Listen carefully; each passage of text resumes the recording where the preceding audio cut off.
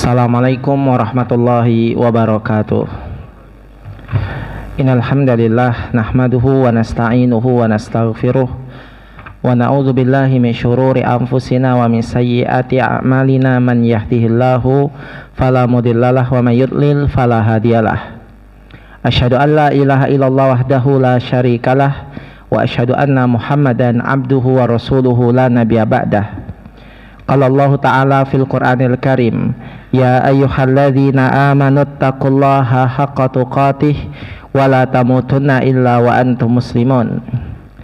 Ya ayyuhan nasu taqu rabbakumul ladzi khalaqakum min nafsin wahidah wa khalaqa minha zawjaha wa batha minhuma rijalan katsiran wa nisaa'a wattaqullaha alladzi tasaaluna bihi wal arham innallaha kana 'alaikum raqiba.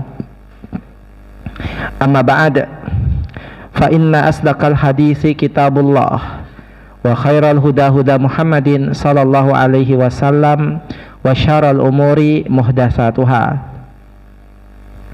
Para jamaah ikhwah fillah rahimani wa rahimakumullah, alhamdulillah kita bersyukur kepada Allah Subhanahu wa taala yang telah memberikan kita berbagai macam karunia dan nikmatnya.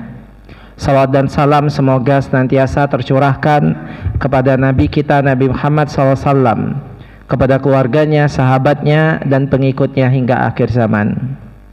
Kembali kita lanjutkan kajian kita di kesempatan malam hari ini, yaitu kitab Tafsirul Alam, Syarah Umdatul Ahkam.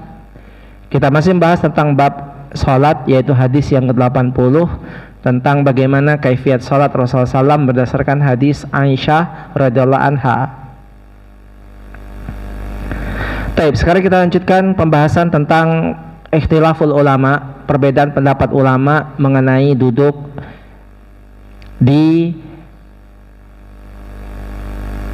setiap salat. Apakah duduk iftirash ataukah duduk tawarruk? Ya, sebelumnya iftirash adalah duduk yang kita pahami bersama, yaitu ketika kita duduk di atas kaki kiri kita atau duduk di atas telapak kaki kiri, kemudian kaki kanan kita tegakkan dan jarinya menghadap kiblat. Itu duduk iftirash. Sementara tawarruk itulah duduk ketika kaki kita selonjorkan yang kiri ke sebelah kanan, kemudian pantat kita taruh di atas tanah, kaki kita selonjorkan ke kanan, lalu dia berada di bawah kaki kanan, kaki kiri kita berada di bawah, atau telapak kaki kiri kita di bawah kaki kanan kita, yaitu tepatnya di bawah betis, bukan betis, tulang kering ya. Kemudian telapak kaki kanan kita tegakkan dan menghadap ke kiblat. Ya, saya lihat ikhwah sekalian sudah paham antara beda duduk tawarruk dan juga duduk iftirash. Nah, masalah duduk ini memang ada beberapa pendapat, seperti mazhabnya Hanifiyah, Imam Abu Hanifah berpendapat bahwasanya tidak ada duduk tawarruk, semuanya iftirash, berdasarkan hadis yang sahih riwayat Sa'id bin Mansur dari Wa'il bin Hujr. Beliau berkata, "Shalaitu khalfan Nabi SAW, aku pernah salat di belakang Nabi SAW. Falamma qa'ada wa tashahhada farasha qadamahu al-yusra 'alal ardi wa jalasa 'alaiha." Ketika beliau duduk dan tasyahud, beliau membentangkan kaki kirinya dan duduk di atasnya. Itu duduk iftirash. Ini adalah dalil iftirash, dalil mutlak yang dipakai oleh Imam Abu Hanifah, sehingga semuanya duduknya seperti itu ya.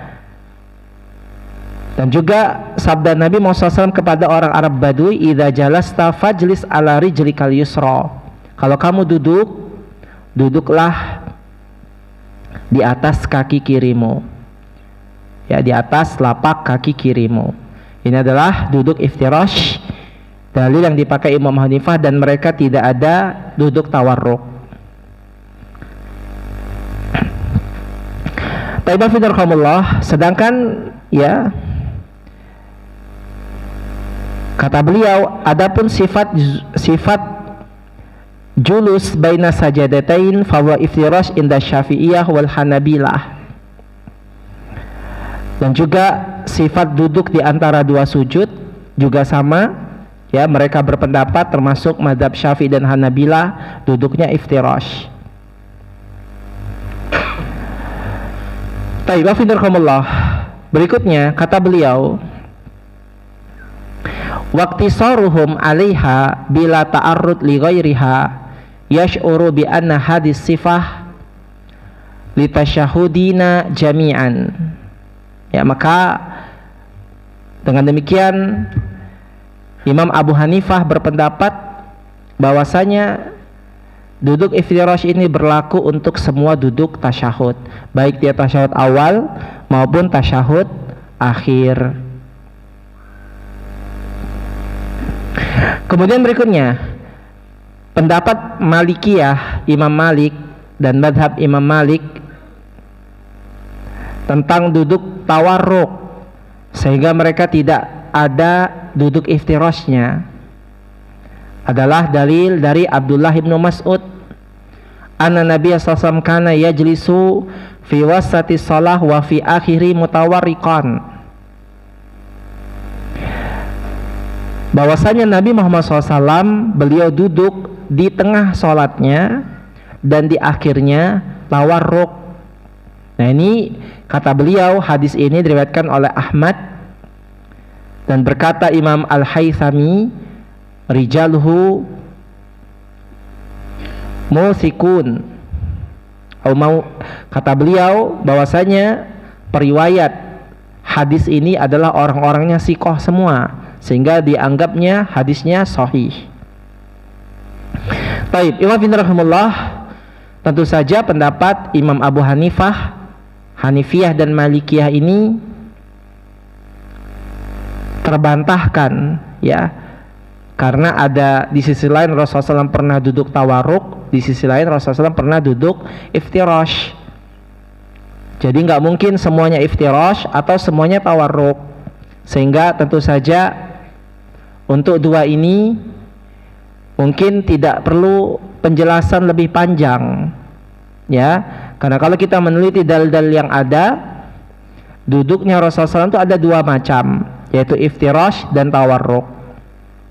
Kalaulah seandainya Imam Abu Hanifah berpendapat seperti itu, semuanya adalah duduk iftirash, atau Imam Malik semuanya tawarruk, tentu saja hal ini berdasarkan sepengetahuan mereka, dan mereka sendiri tidak menyuruh untuk taklid buta kepada mereka. Kalau seandainya ucapan dia menyelisih hadis yang sahih, mereka semua bilang jangan ikuti pendapatku. Ya, jadi tentu saja kita mungkin tidak perlu memperpanjang pembahasannya, karena kita juga tidak mempraktekkan itu, ya. Kita biasanya kalau sholat 4 rakaat atau 3 rakaat, pasti di akhirnya kita yang tasyahud awalnya kita iftirash dan tasyahud akhirnya adalah tawarruk. Tapi kalau antum misalnya pergi umroh atau haji, antum melihat fenomena orang semuanya duduk iftirash, tidak mengenal tawarruk, itu banyak. Orang-orang di luar Indonesia yang mereka tidak bermadzhab Syafi'i, ya, mereka duduknya iftirash. Bahkan orang Saudi sendiri kadang mereka tidak tawarruk, iftirash semua. Wallahu a'lam, ya. Mungkin pembahasan mereka di buku-buku mereka menjelaskan hal demikian. Baik, berikutnya wadalilu Syafi'iyah wal Hanabilah. Adapun Imam Syafi'i dan juga Imam Ahmad berpendapat tentang adanya perbedaan antara duduk iftirash dan tawarruk. Anal ahadits allati waradat fil iftirash fit tasyahud birwatiha at-tasyahud al-awwal. Kata mereka, sesungguhnya hadis-hadis yang menjelaskan adanya iftirash itu adalah yang meriwayatkan duduk pada tasyahud awal haitsu warada fil Bukhari an Abi Hamid As-Sa'idi, sebagaimana hadis yang diriwayatkan oleh Imam Bukhari dari hadis Abi Hamid As-Sa'idi. Nah, hadis Abi Hamid inilah yang dijadikan hujjah, hadis yang menjelaskan kaifiat Rasulullah SAW salatnya 4 rakaat, sehingga ada tasyahud awal dan ada tasyahud akhir.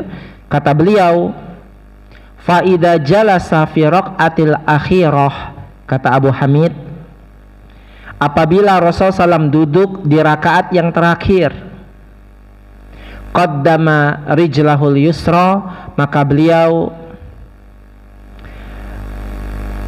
qaddama rijlahul yusra, ya, beliau menyelewengkan, memajukan kaki kirinya atau menselonjorkan kaki kirinya, wa nasabal ukhra wa qa'ada ala maq'adatih, ya, kemudian menegakkan kaki kanannya dan beliau duduk di atas tempat duduknya. Nah, ini dalil tentang duduk tawarruk yang disebutkan secara jelas oleh Abi Hamid, fa idza jalasa fi raqatil akhirah, apabila dia duduk di rakaat terakhir, berarti ada duduk tawarruk. Wa ma dzakara Muslim min hadis Abdullah bin Zubair, begitu juga hadis dari Imam Muslim yang diriwayatkan oleh Abdullah bin Zubair, annahu sallallahu kana yaj'alu qadamahul yusra baina fakhidhihi wa sakihi wa yafrishu qadamahul yumna. Kata beliau, Rasulullah SAW menjadikan kaki kirinya berada di antara betisnya yang kanan, betis dan lututnya yang kanan, berarti diselonjorkan masuk ke sebelah kanan, kemudian menegakkan kaki kanannya. Nah, ini dalil adanya duduk tawarruk yang menjelaskan adanya perbedaan antara rakaat kedua dan rakaat berikutnya. Kemudian wa fi hadis Abi Hamid aidan, dan juga dalam hadis Abi Hamid ini juga, inda Abi Hatim, di sisi Abi Hatim dalam sahihnya, hatta idza kanatis sajadatul lati fihi mataslim, sehingga ketika dia sudah sujud pada rakaat yang mendekati salam, berarti rakaat terakhir, akhraja rijlahul yusra, dia mengeluarkan kaki kirinya, wa jalasa ala syaqqatil aisar, dan beliau duduk dengan bokongnya yang sebelah kiri, mutawarrikan, dengan cara tawarruk. Nah, ini jelas, hadis ini menjelaskan dengan detail. Hadis Abi Hatim ini menjelaskan hatta idza kanat sajadah allati fiha taslim, ketika dia duduk, ketika dia sujud mendekati taslim, maka beliau mempraktekkan duduk tawarruk. Nah, maka para ulama sekalian, baik Imam Ahmad dan Imam Syafi'i sepakat masalah hal ini, yaitu kalau duduk pada rakaat kedua itu duduknya iftirash, dan rakaat ketiga adalah duduknya tawarruk. Walakin waqa'a ikhtilaf baina Syafi'iyah wal Hanabilah, akan tetapi ya, Syafi'iyah dan Hanabilah juga terjadi perbedaan pendapat fi sholatil lati laisa fiha illa tasyahud wahid, yaitu ketika salat itu hanya memiliki satu tasyahud. Memiliki satu tasyahud, ya, berarti salat subuh 2 rakaat, ya, cuma satu tasyahud. Bagaimana kaifiat duduknya yang model seperti ini? Fasyafi'iyah yarawna anna fihi tawarruk. Mazhab Syafi'i berpendapat bahwasanya duduknya tawarruk. Walaupun dia cuma ada satu tahiyat, selama dia duduknya di tahiyat akhir, pokoknya duduknya tawarruk. Dalilnya adalah hadis Abi Hamid tadi, fa idza jalasa fi raqatil akhirah. Nah, ini dalilnya secara mutlak mengatakan, kata Syafi'iyah, apabila duduk di rakaat akhir, sudah rakaat akhir, mau dia 2 rakaat, 3 rakaat, 4 rakaat, pokoknya kalau rakaat akhir, dalam hadis Abi Hamid mengatakan bahwasanya dia duduknya tawarruk. Ila akhiri amfil julusil akhir kullih, maka semua pokoknya kalau duduknya di duduk akhir, pokoknya duduknya tawarruk. Sawaun kana fi sholati tsaniyah asinaiyah aw ghairiha, sama saja mau sholatnya 2 rakaat, 3 rakaat, 4 rakaat, pokoknya kalau dia sudah duduk akhir, duduknya tawarruk. Ini pendapat Syafi'iyah. Sementara Hanabilah, mereka mengatakan inna tawarruk khas bi tasyahud akhir min sholati zati tasyahudain. Kata Hanabilah, sesungguhnya tawarruk itu hanya khusus untuk tasyahud akhir yang memiliki 2 tasyahud. Kalau dia 1 tasyahud, duduknya iftirash, kata Hanabilah. Ya, wa yarawna anna siyak hadis Abi Hamid yadullu ala zalika. Mereka memandang konteks kalimat hadis Abi Hamid menunjukkan demikian. Li'annahu dzakara sifati julus fi tasyahud awal wa qiyamihi minhu, thumma dzakara tawarruk wa qasada bihi tasyahud al-akhir. Karena dalam hadis Abu Hamid itu menunjukkan sifat duduk tasyahud awal, kemudian berdiri untuk melanjutkan rakaat berikutnya, kemudian barulah disebut tawarruk. Yang dimaksud tawarruk di sini adalah tasyahud akhir. Jadi kata beliau, dalam mazhab Hanabilah hukum asalnya ya iftirash, kemudian jadi tawarruk itu gara-gara dia berdiri lagi untuk rakaat ketiga dan rakaat keempat. Kalau misalnya nggak ada rakaat ketiga keempat, ya udah iftirash. Ini juga berdasarkan hadis Aisyah radhiyallahu anha yang kita bahas di sini, menjelaskan kaifiat Rasulullah SAW dalam sholatnya secara ringkas. Itu duduknya iftirash, diakhiri iftirash. Tapi ketika giliran menjelaskan sholat itu 3 rakaat atau 4 rakaat, barulah muncul duduk tawarruk itu. Maka kata Hanabilah, dalil yang mengatakan bahwasanya duduk tawarruk itu untuk yang mau berdiri atau yang dia ada 2 tasyahud. Karena kalau dia cuma satu tasyahud, ya maka ya sebagaimana asalnya sudah duduknya iftirash. Kalau dia mau berdiri lagi baru ada tawarruk. Wa allalu lidzalika bi anna tawarruk bi sholati dzati tasyahudain. Mereka berdalil yang demikian itu karena tawarruk itu hanya untuk sholat yang ada 2 tasyahud. Kalau dia tidak 2 tasyahud, tidak muncul dalil sholat tawarruk ini. Makanya Imam Abu Hanifah berpendapat semuanya tawarruk karena dia memakai dalil umum yang itu cuma 2 rakaat 2 rakaat.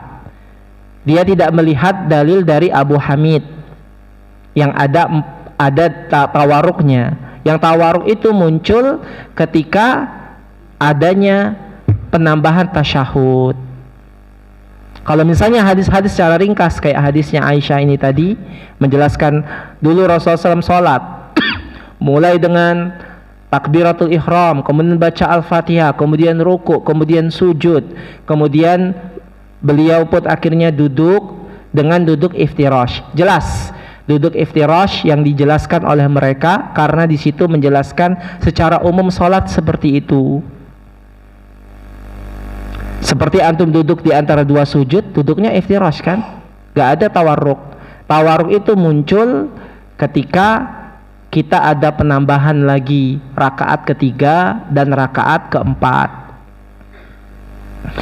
Wa idza kana muftarishan fil awal shara musta'iddan lil qiyam. Kalau kita misalnya duduk iftirash pada rakaat pertama, ya, maka jadilah kita siap-siap untuk berdiri posisinya. Mutahayyinan lahu, maka kita jadi posisi mutahayyian lahu, siap untuk berdiri. Antum posisi dari duduk mau berdiri lebih enak duduk iftirash daripada duduk tawarruk, karena tawarruk ini memang sudah akhir. Tapi kalau misalnya masih mau berdiri, itu duduknya iftirash. Dari posisi tawarruk mau berdiri itu mau anu dulu, apalagi yang gemuk-gemuk, ya. Tapi kalau dia duduk iftirash, dia berdiri gampang. Amma tsani fayakunu fihi mutawarrikan li'annahu mutmain. Adapun ketika rakaat kedua, kenapa dia tawarruk? Karena posisinya dia tenang. Habis itu dia tidak bakalan berdiri lagi, dia mau langsung zikir. Tinggal aja dia dadu tawarruk, tinggal di slip kaki kanannya, duduklah dia bersila. Selesai. Baik, sekarang kita bahas mana sih pendapat yang paling kuat dalam hal ini. Tentu saja para ikhwah sekalian, ana sendiri sebagai orang biasa, bukan ulama, tidak punya kapasitas ya untuk merojihkan ini, apalagi untuk berdebat-debat dengan orang. Karena kita ini sama-sama taklid kepada ahli ilmu. Makanya kalau orang ada yang debat-debat masalah ini sama kawannya, ini kayak kurang kerjaan, yang ngalah-ngalahin ulama-ulama kibar. Ya, dia sendiri juga cuma taklid juga, gak ada dia juga punya hujah yang kuat. Apalagi sampai membentur-benturkan ustadz. Karena ustadz-ustadz salafi, ahlu sunnah, mereka juga beda pendapat dalam masalah ini. Tidak boleh kita jadikan sebagai sarana ta'assub, kemudian membuat kita terpecah. Debat tidak selesai-selesai masalah ini. Antum lihat ustadz-ustadz kita juga beda-beda. Ya, misalnya kalau antum lihat kayak Ustadz Abdul Hakim Amir Abdad, ustadz yang udah lama kan, itu dia duduk kalau 2 rakaat dia duduk tawarruk pendapat beliau, dan beliau menjodohkan hujah baca sendiri aja. Tapi kalau kita misalnya melihat pendapat ustadz-ustadz yang Madinah yang pulang dari Madinah, karena mereka banyak terasar dari mazhab Hanabilah, dan ini juga pendapatnya Syekh Muhammad bin Shalih Al-Utsaimin, Syekh bin Baz, Syekh Albani rahimahullah ta'ala. Mereka berpendapat kalau dia satu tasyahud itu iftirash. Ini 3 ulama Saudi. Makanya kalau kita lihat ulama-ulama para mahasiswa yang mereka pulang, tapi juga sebagai mereka nggak ngikut juga, karena memang kita tidak disuruh fanatik. Apalagi kalau itu jurusan syariah, maka dia akan semakin ngelihat tuh hilafnya. Oh, hilafnya itu sangat tasyaddud ya, sangat kuat, masing-masing punya hujah ya. Maka kalau misalnya kita lihat Ustadz Firanda misalnya, beliau duduk iftirash, beliau mengumumkan hujah yang panjang, baca aja dah sendiri gimana pendapat beliau, dan ujung-ujungnya kita juga taklid. Nah, dari kalau saya pribadi sendiri, saya lebih memilih kalau 2 rakaat duduk iftirash ya, karena tadi saya dalilnya simpel saja. Pertama, keumuman hadis seperti hadis Aisyah tadi ya, menjelaskan tentang kalau dia duduk, menjelaskan tentang kaifiat salat Nabi itu iftirash. Dan ketika ada tawarruk itu hadisnya Abu Hamid yang menjelaskan hal itu ketika dia khusus menjelaskan sholat yang 4 rakaat ketika nambah dari iftirash. Tapi ucapan saya juga bisa dibantah juga. Makanya ya sudah, mana yang kita yakini ya kita lakukan. Apalagi kalau misalnya antum misalnya ya ada keadaan yang tidak memungkinkan, ini juga bisa berubah. bisa berubah duduk tawarruk suatu ketika, karena memang di antara bentuk bentuk hikmah dalam berdakwah dan ini disampaikan adalah kalau seandainya itu masalah khilafiyah yang dia muktabar, kita bisa milih pendapat yang marjuh menurut kita selama dia memang khilafnya muktabar. Sehingga kadang kita bisa duduk tawarruk kalau misalnya 2 rakaat melihat situasi kondisi di tempat yang asing yang mereka tidak mengenal duduk sholat 2 rakaat itu iftirash. Ini sebagian dari bentuk hikmah dalam berdakwah. Tidak mutlak harus seperti itu. Kalau misalnya antum pergi ke umrah sana, antum ke Saudi, antum ngelihat orang rata-rata iftirash semua, jadi kita kebawa juga iftirash, tidak ada tawaruknya. Saya kadang kebawa juga, ternyata enak iftirash ya, apalagi kalau badannya sudah mulai naik susah, mulai perutnya kejepit, enak iftirash daripada tawaruk. Jadi di sini ikhwafinallakumullah tentu saja kita tidak boleh membangun asas ta'assub, asas asabiyah dari masalah ini, masalah khilaf yang muktabar. Apalagi kita kemudian membentur-benturkan ustadz, kemudian kita membuat status nyindir orang yang duduknya iftirash, nyindir duduknya tawaruk, artinya bekelai, gak selesai. Gak selesai dan tidak ada gunanya. Tidak ada gunanya karena para ulama sendiri mereka juga pendapatnya berbeda. Bahkan seperti misalnya mazhab Syafi'i, tidak semua juga Syafi'iyah ngikuti mazhab Syafi'i. Kalau kita lihat perkataan, kalau nggak salah Imam An-Nawawi rahimahullah, beliau mazhab Syafi'i, beliau duduk iftirash kalau 2 rakaat. Bisa dilihat saja ucapan beliau. Mereka mengatakan diri mereka Syafi'iyah, tapi mereka tidak mutlak harus ikut Syafi'iyah. Begitu juga yang mereka banyak terasar dengan mazhab Hanabilah, nggak semua juga ikut Imam Ahmad. Karena memang masalah ini adalah masalah yang ikhtilaf, yang memang Rasulullah SAW tidak menjelaskan secara detail, kecuali Rasulullah SAW ngomong ada dalilnya. Kalau misalnya 2 rakaat duduk tasyahud, duduklah iftirash. Kalau dia misalnya lebih duduk tasyahudnya ada 2-3 baru tawarruk. Ada lafaz kayak gitu. Inilah namanya ikhtilaf rahmat. Kenapa Rasulullah SAW membuat masalah khilafiyah ini dalam masalah ijtihadiyah? Untuk belajar kita itu memahami perbedaan pendapat, untuk kita itu menjadi tasamuh, toleransi melihat perbedaan sesama ahlu sunnah, bukan saling menyakiti, saling mentahdzir, supaya kita tasamuh. Inilah masalah-masalah kayak gini, walaupun beda kita masih tetap bisa bersatu selama kita sumbernya Al-Quran dan Sunnah, selama kita melakukannya bukan hawa nafsu tapi mengikuti ulama. Jadi demikian. Jadi terserah kalian mau duduk iftirash, mau duduk tawaruk, terserah kalian. Kalau ngelihat orang duduk tawaruk jangan sakit hati, ngelihat orang iftirash jangan sakit hati, dan jangan saling membuli. Sudah selesai. Yang penting kita tahu ini memang mau dirojihkan juga nggak bisa.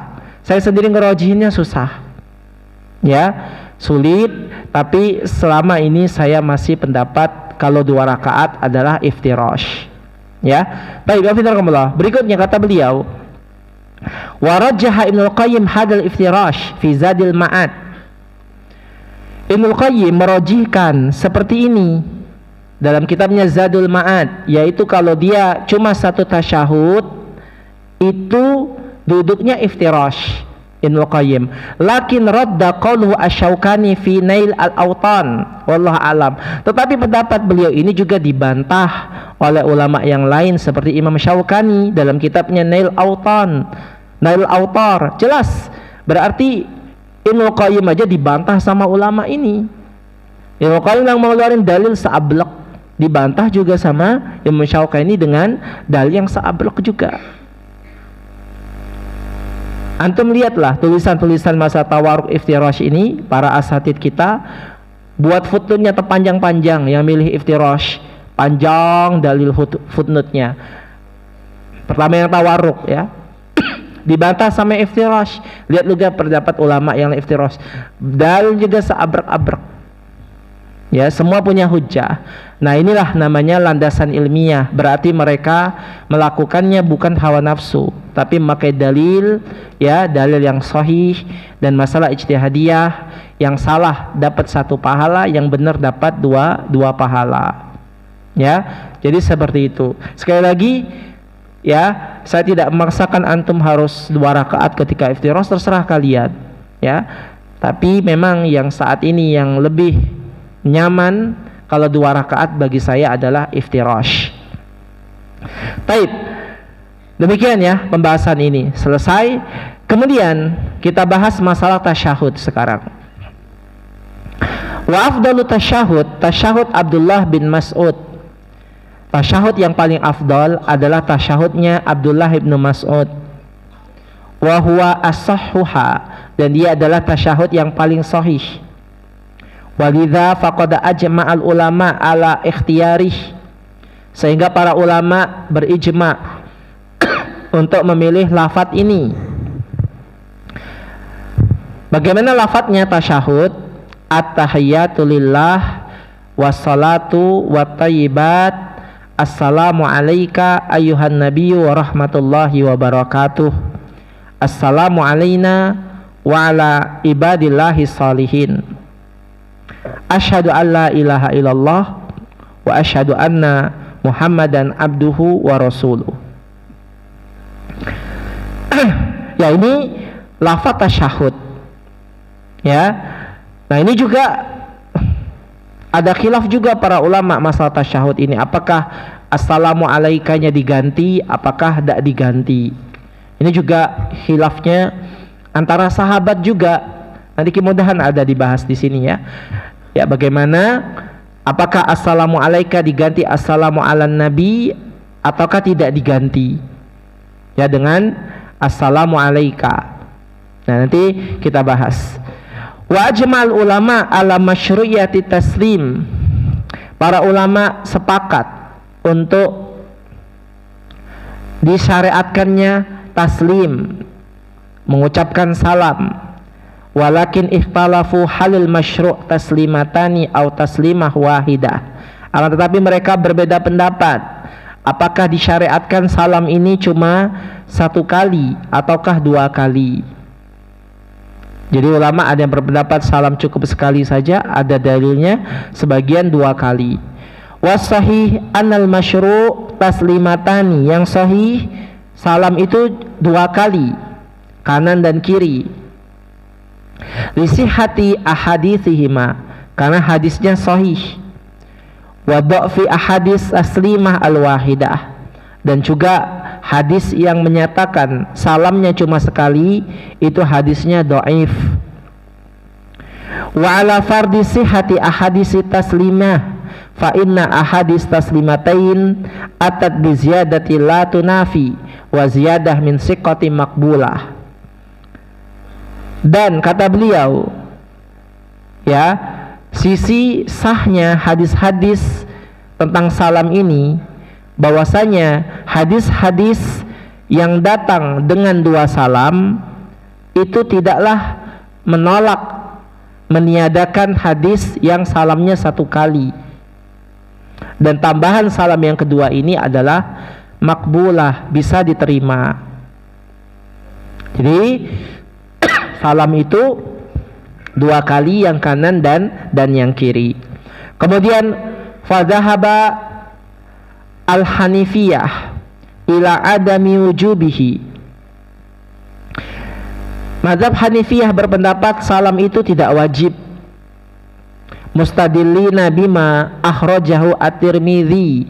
Mereka berpendapat hadis diriwayatkan oleh Imam at-Tirmidzi dari Ibnu Umar, anna Nabiya SAW qala, Nabi SAW bersabda, idza rafa'al imam ra'sahu minas sajadah wa qa'ada thumma ahdasa qabla taslim faqad tammat salatuhu. Apabila seorang imam mengangkat kepalanya dari sujud, kemudian dia duduk, kemudian tiba-tiba dia kentut sebelum salam, maka sholatnya sudah sempurna. Ini hadis yang dibawa oleh Hanifiyah, bahwasanya nggak perlu salam, pokoknya kalau selesai tasyahud itu sudah sempurna sholatnya. Sementara salam itu hukumnya tidak wajib. Wastadallu bihadisi musi'i fi salatih. Mereka juga berdalil tentang hadis orang yang salatnya rusak. Haitsu lam ya'murhu Nabi SAW bitaslim. Dalam hadis ini Nabi SAW tidak menyuruh untuk salam. Wa ujiba bi anna hadis Ibnu Umar ittafaqal hafid ala dha'fihi. Maka kata beliau, kata Syekh, kita bantah pendapat Hanifiyah ini dengan hadis Ibnu Umar, bahwasanya hadis yang mereka bawakan itu tentang cukup sebelum salam sudah sempurna, ini hadisnya dhaif. Ya, berkata Imam Tirmidzi, hadal hadis isnaduhu laisa bidzaka alqawi, bahwasanya hadis ini sanadnya tidak kuat. Nah, jadi hadisnya lemah. Amal hadis musi fala yunafil wujub.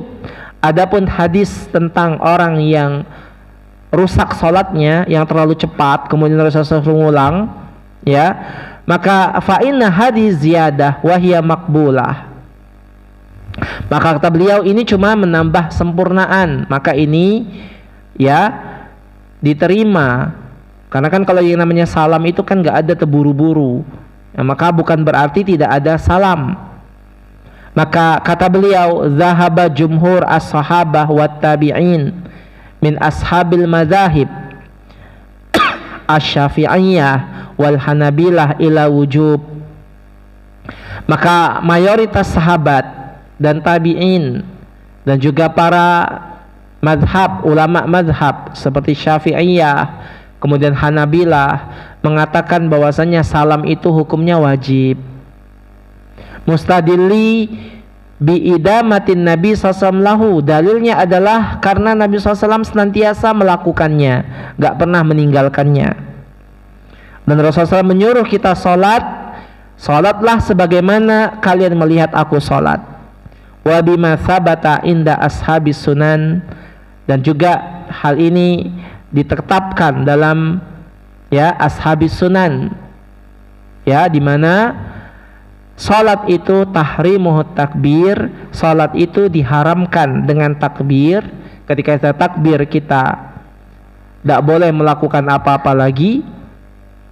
Wa tahliluha at-taslim, dan dihalalkan dengan salam. Jadi nggak mungkin salam itu nggak wajib.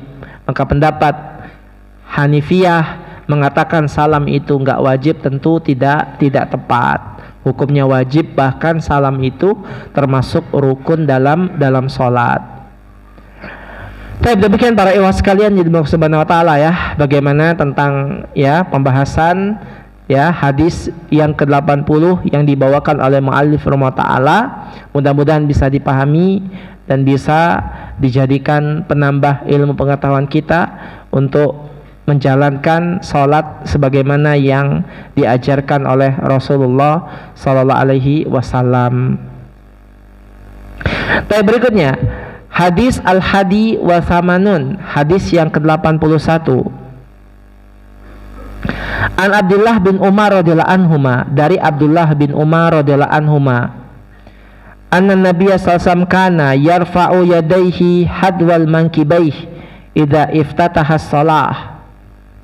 Sesungguhnya Nabi Muhammad SAW dahulu kala beliau mengangkat kedua telapak tangannya sejajar dengan bahunya apabila beliau membuka sholatnya, seperti ini, Allahu Akbar, ya, sejajar dengan bahu.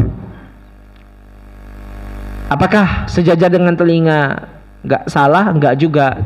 Ya, kita kan bahas hadis ini, makanya hadis itu banyak, ya, bukan cuma satu.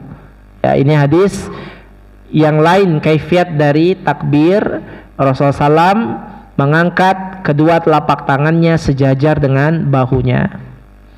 Wa idza rafa'a ra'sahu minar ruku' rafa'aha ma kadzalik.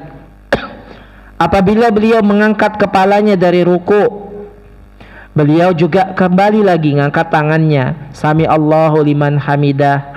Ya, beliau mengangkat lagi tangannya. Rabbana walakal ham wa kana la yaf'alu dzalika fil sujud. Dan beliau tidak mengangkat tangannya ketika beliau mau sujud. Bangkit dari ruku beliau mengangkat tangan. Ya, ketika beliau mau takbiratul ihram beliau mengangkat tangan. Apabila beliau mau ruku, idza kabbara lirruku, kalau mau ruku beliau mengangkat tangan. Allahu akbar, ruku. Ya, jadi dalam hadis ini dijelaskan ada beberapa tempat Rasulullah SAW mengangkat tangan. Pertama, ketika beliau takbiratul ihram. Kedua, ketika beliau mau ruku, Allahu akbar, ruku. Ketiga, ketika bangkit dari ruku, ketika mau berdiri dari ruku, yaitu ketika mengucapkan sami Allahu liman hamidah. Dan yang kata beliau dalam hadis ini menjelaskan beliau tidak mengangkat tangan ketika sujud. Yang lainnya ngangkat tangan.